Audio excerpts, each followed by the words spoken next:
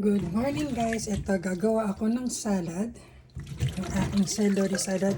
Ibinabad ko muna siya sa tubig na may konting suka. Yan. And then hugasan po ulit natin ng isang beses.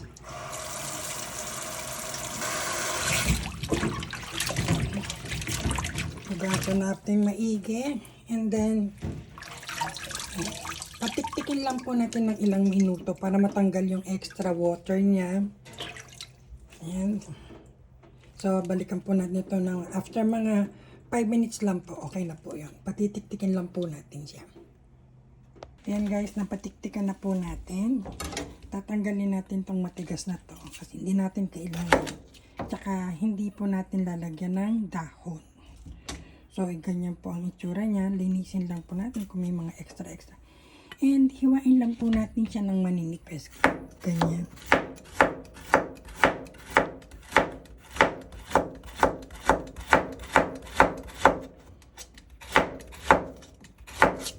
Maninipis lang po guys.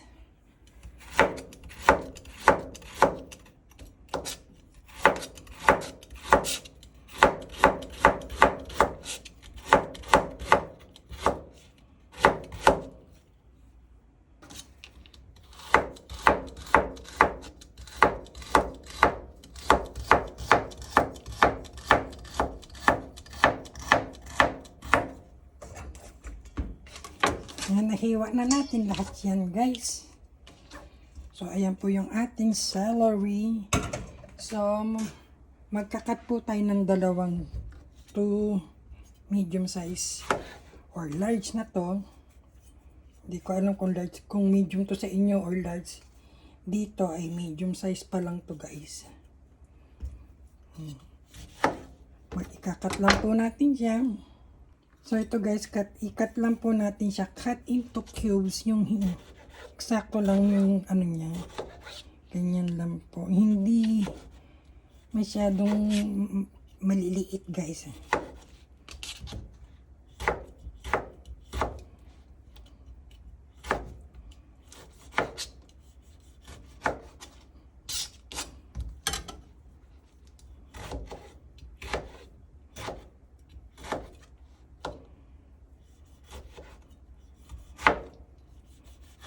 Tamang-tama lang yan. Tamang-tama lang to guys sa ano natin.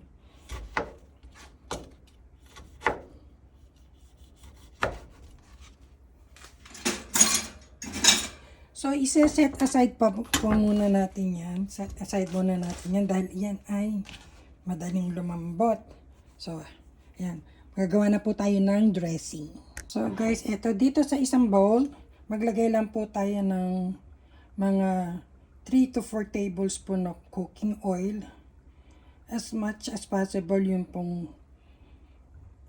low calories yan. So, ayan guys. Dahil marami yung ating celery, mga 3. Pwede na yung 3. And then, 1 lemon. And squeeze natin yung lemon.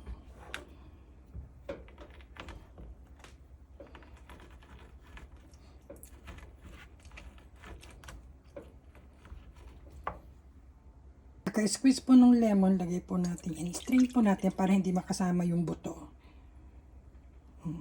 So, ubusin po natin tong isang buong lemon para dito. Yan. Medyo sariwa siya, matigas pa. Walang puwersa yung aking kamay guys. Kaya talagang kailangan ko ng yan. Sayang naman kung hindi natin pipigain ng husto yan. Mahal ang lemon guys. So, i-squeeze natin mabuti para makuha natin lahat yung juice ng lemon. Ayan. Okay, marami pa siya guys, pero strain muna natin. Meron pa tayong mai-squeeze dito. Kailangan siyempre squeeze natin yung maigi. Yun. Okay na yan.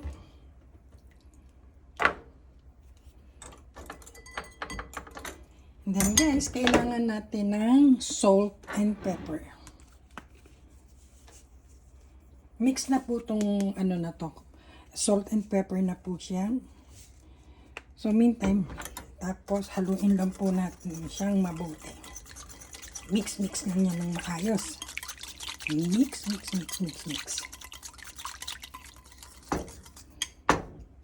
So pag na-mix natin, tikman natin guys.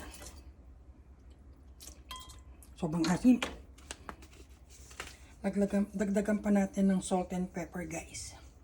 Paunti-unti lang po yung guys, yung pag-add natin ng salt and pepper para sigurado po natin hindi siya maalat.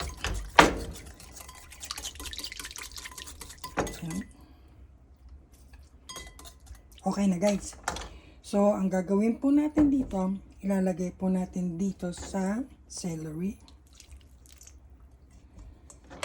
Lagay natin sa celery. And, imimix po natin siya. Although, pwede natin itong kamayan guys. Pero, masyado siyang, may mantika siya. Kaya ayokong lamasin sa kamay. Ganyan na lang muna siya.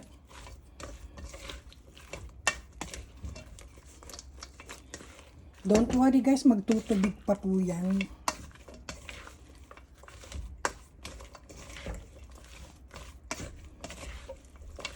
Pag na-mix na to ng matagal, saka po natin ilalagay yung kamatis.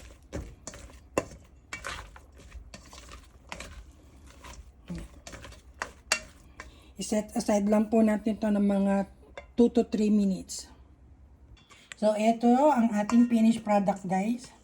Nung nalanta na yung yung celery, nakalimutan ko kasing video ha. So, nung inilagay ko yung, tapos inilagay yung kamatis, and then, lalagay natin yan sa Tupperware. And, yan po ang aking salad. Diba? Tipid siya, guys.